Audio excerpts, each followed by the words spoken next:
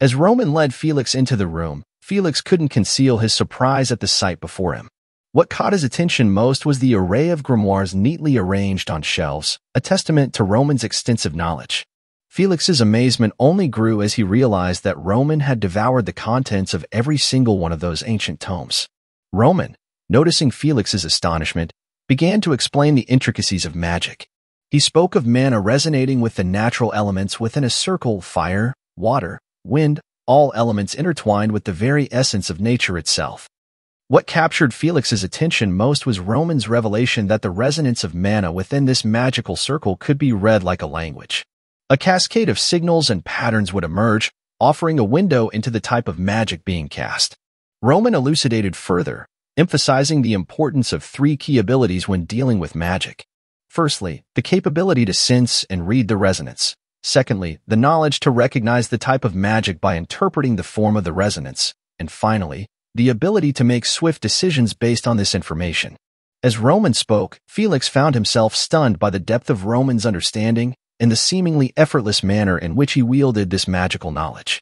The realization struck Felix that Roman possessed an extraordinary command over the mystical arts. Leaving the room, Felix couldn't shake the feeling that Roman Dimitry transcended the mere label of genius. The word seemed inadequate to describe the marvel he had just encountered. Roman's relentless pursuit of strength left Felix in awe, making him question his own dedication and accomplishments. Contemplating his role as the Tower Master's proxy, Felix admitted to himself that he had been avoiding reality. The disappearance of his master had become a convenient excuse, hindering his own growth. Determined to change this, Felix resolved to prepare rigorously for his impending spars with Roman. 2 months later, he felt a palpable difference in his abilities. Despite the Dimitry family being a baronial household on the border, Felix noted the exceptional strength and loyalty of their soldiers. This realization piqued his curiosity about the man known as Roman. The stark contrast between the Dimitry soldiers and those of typical noble families fueled Felix's interest in understanding the roots of Roman's prowess. Yearning for more insights, Felix sought out the blacksmith's workshop. He approached a worker, inquiring about Roman's presence in the forge. The worker confirmed that Roman frequented the workshop but shared that Roman preferred using his personal forge for sword crafting. Intriguingly, the worker recounted stories from the master blacksmith, describing how, during Roman's forging sessions, the flames would engulf his entire body. The worker's vivid description painted a mesmerizing picture for Felix, leaving him in awe of the sight of Roman engulfed in flames. The flames, the worker claimed, were so intense that one might think the god of fire himself stood in front of them. As Felix absorbed this tale, memories flooded back, his master's words echoing in his mind. His master had advised him to forge a connection with fire daily, urging Felix to find his unique way to embrace it. The burning magic, his master had emphasized, required an extraordinary affinity with fire. It wasn't a skill one could simply learn at will. Moreover, the master had imparted a peculiar notion: if Felix could endure the engulfing flames without feeling pain, he could be reborn as an incarnation of fire. Returning to the present, Felix ruminated on Roman Dimitri's apparent lack of fear toward fire and heat. A family entrenched in generations of familiarity with the flame's brazier likely held a secret method to coexist with the fiery element. With a determination to unveil this mystery, as Felix approached Roman on the training ground, he couldn't resist the urge to inquire about a rumor he had heard.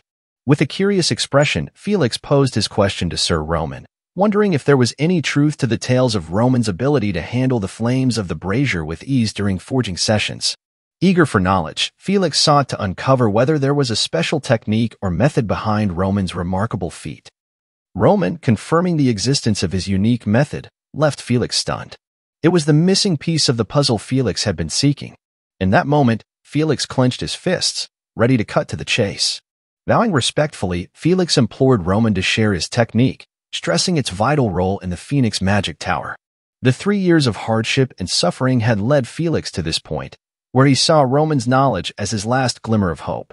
However, Roman's response introduced an unexpected twist. With a serious expression, Roman questioned why he should do Felix such a favor.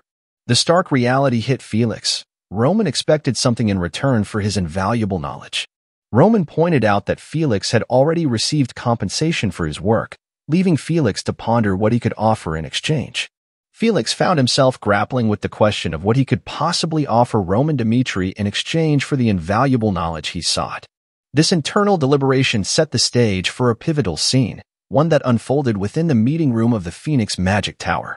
Gathering the other members, Felix expressed his intention to hear their perspectives. Among them, Knox emerged as a vocal participant. He painted a stark picture, portraying Roman Dimitry as a formidable adversary to mages.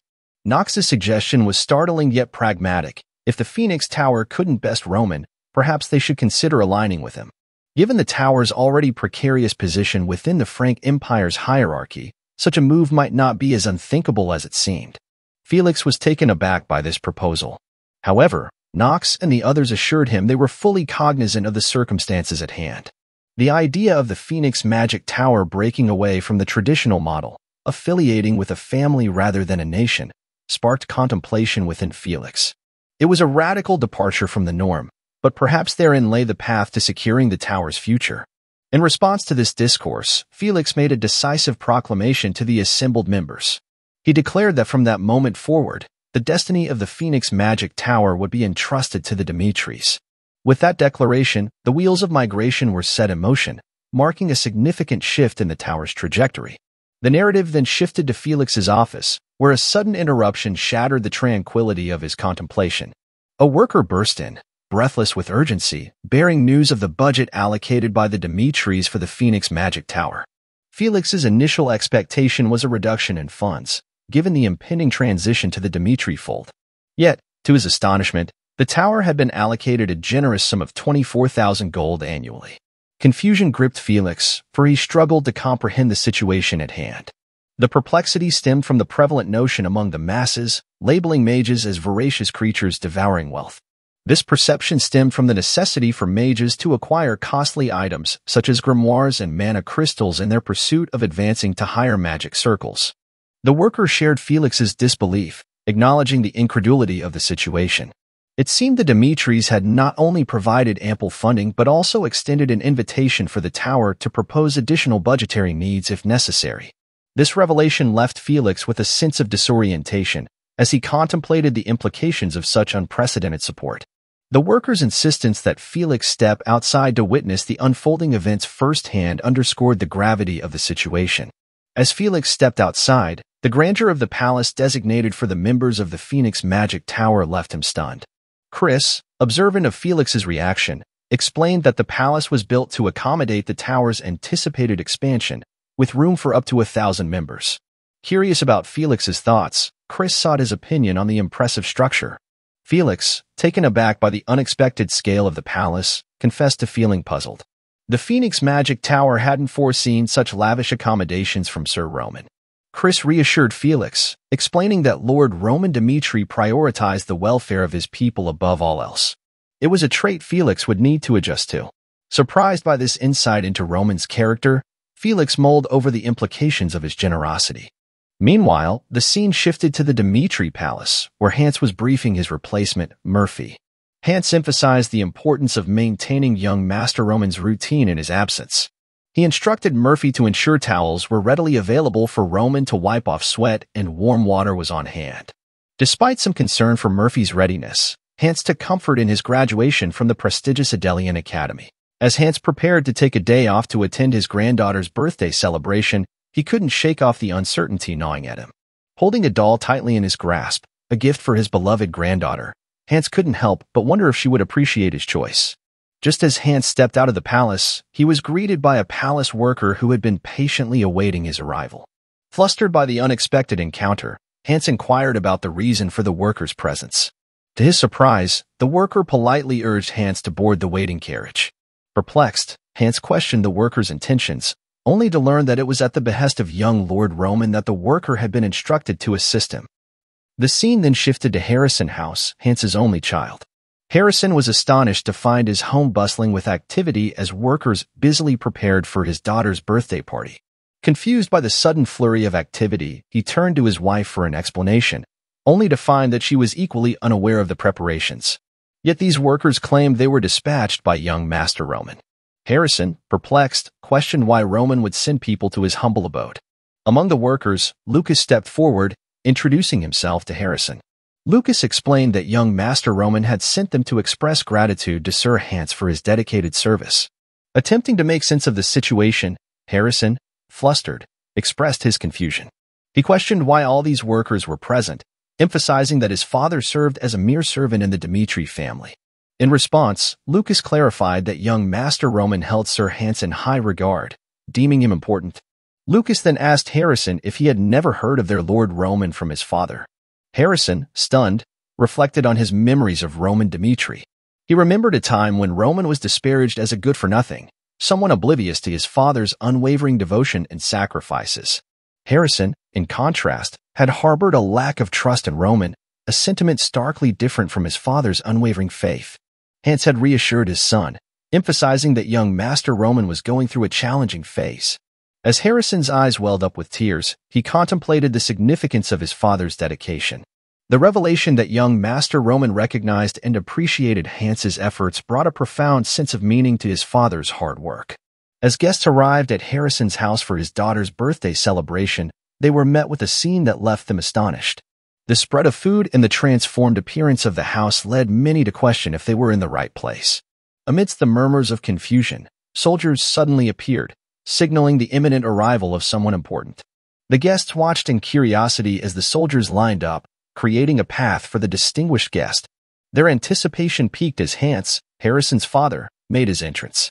Overwhelmed with emotion, Harrison rushed to embrace his father, their reunion filled with warmth and affection.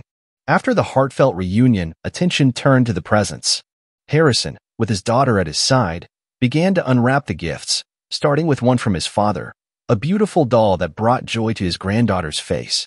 The generosity continued as Harrison opened a gift from Count Conrad, a stunning ruby ring, a gesture that surprised the guests, accustomed to nobles typically reserving such lavish gifts for their own kin. The surprises didn't end there. Gifts from Viscount Lawrence and Count Adelian followed, a necklace and a brooch respectively.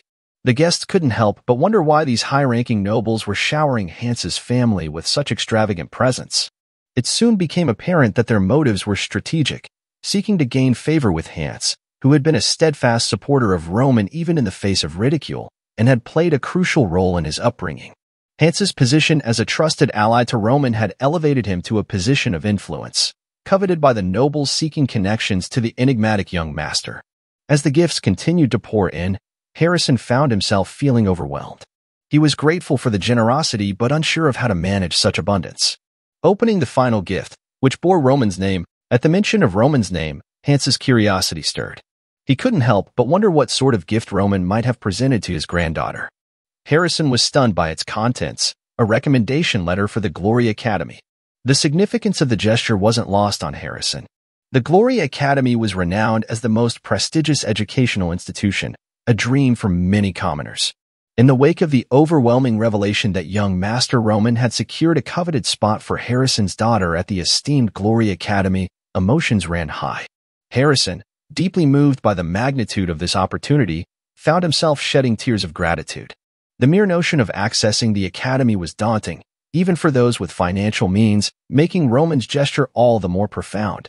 The scene then shifted to the Dimitry Palace, where Hans, in his characteristic humility, approached Roman.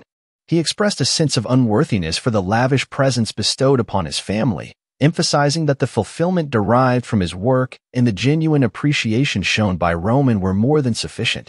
As Roman contemplated his past life as a heavenly demon, memories resurfaced. Roman turned to his loyal subordinate, Mad Demon, and posed a question that weighed on his mind. With a steady gaze, Roman inquired whether Mad Demon harbored any regrets in pledging allegiance to him. In response, Mad Demon's unwavering loyalty shone through as he affirmed that he held no regrets whatsoever. To Mad Demon, the mere fact that Roman placed trust in him was enough to solidify his commitment to serving Roman for the remainder of his days. Meanwhile, Hans stood as another servant in the service of Roman Dimitry. Roman turned to Hans with a contemplative expression. Reflecting on the years they had spent together, Roman remarked that Hans had been a constant presence in his life, even surpassing the time he had spent with his own father. Despite the disparity in their social standings, Roman emphasized the unique significance of Hans in his life. To Roman, Hans wasn't merely a servant. He was a cherished individual, valued for his unwavering loyalty and genuine sincerity. In a heartfelt gesture, Roman assured Hans that he was considered one of his people, akin to family, owing to his steadfast commitment. With this acknowledgement, Roman conveyed that Hans had every right to accept the gifts bestowed upon him. Overwhelmed by Roman's words, Hans was deeply moved, touched by the recognition of his dedication and the bond they shared. Roman, in turn, extended sincere congratulations on Hans's granddaughter's birthday, solidifying the depth of their bond. Fast forward to a year later at the Cairo branch of the Valhalla Temple, where Willis found himself tending to the flowers with a sense of boredom. Reflecting on the aftermath of Roman Dimitry's return from the southern front line, Willis contemplated the unexpected turn of events. The mention of the ranking battle had triggered a seismic shift in the Cairo kingdom. Rankers, who traditionally engaged in intense battles amongst themselves, had redirected their focus. Instead, they spent a year meticulously preparing for an impending confrontation with Roman Dimitry. Roman's standing in the kingdom remained somewhat elusive. Officially ranked 100 after his duel with Homeros, Roman's triumph over Butler, the second strongest swordsman of the Hector kingdom, Roman's emergence as a formidable force posed a significant challenge. Positioned within the range of ranks 1 to 99, Roman had the potential to target anyone within this spectrum. His mere decision to act could trigger substantial shifts within Cairo's ranking structure, causing a ripple effect of consequences. Across town, a member of the Valhalla Temple delivered news to Willis. Roman had made contact with the temple. Willis couldn't contain his excitement at the mention of Roman's name, interpreting this development as a sign that the long-awaited public ranking battles were finally on the horizon. Meanwhile, within the hushed confines of the central government palace, Marquis Benedict scrutinized a document that hinted at Roman's forthcoming actions. The political climate in Cairo had grown increasingly precarious. Tower masters, including the esteemed Phoenix Tower Master of the Frank Kingdom, had mysteriously vanished. Rumors swirled that the Kronos Empire pointed fingers at other nations, inciting talks of continent-wide conquest. Such whispers fueled anxiety among the smaller neighboring countries, especially those sharing borders with Kronos, knowing that conflict with the formidable empire was inevitable. Marquis Benedict recognized the urgent need for a robust power structure to withstand Kronos' looming threat. A weak ruler would leave Cairo vulnerable during these tumultuous times. The prospect of Roman Dimitry aligning with the aristocratic faction could potentially tilt the balance of power, sparking a response from the established authorities. Frustrated by the ambiguity of the situation, Marquis Benedict sought to uncover Roman's whereabouts, speculating whether Roman had deliberately chosen to start his ascent from the bottom. Meanwhile, at the bustling public ranking battle arena, Willis stood poised to make an announcement, signaling the commencement of the ranking battle. Between Roman Dimitry, ranked 100, and Jaden, who holds rank 99, a tense confrontation unfolds. Jaden grapples with disbelief that Roman would challenge someone of his lower rank, especially when Roman has declared his ambition to claim the top spot. Jaden questions why Roman, if truly as skilled as rumored, would bother with lower-ranked opponents like himself. As Roman stands before Jaden, their faces inches apart, Jaden scrutinizes him closely. Despite expecting a seasoned warrior, Jaden is struck by Roman's youthful appearance. Rumors had circulated that Roman had already set his sights on the next ranking battle, fueling Jaden's perception of Roman as arrogant. The match begins, and Jaden launches into action with full intensity. Gathering his aura, Jaden unleashes a powerful strike aimed directly at Roman. Yet, to Jaden's astonishment, Roman effortlessly evades the attack and swiftly counters, incapacitating Jaden with a mere tap of his sword.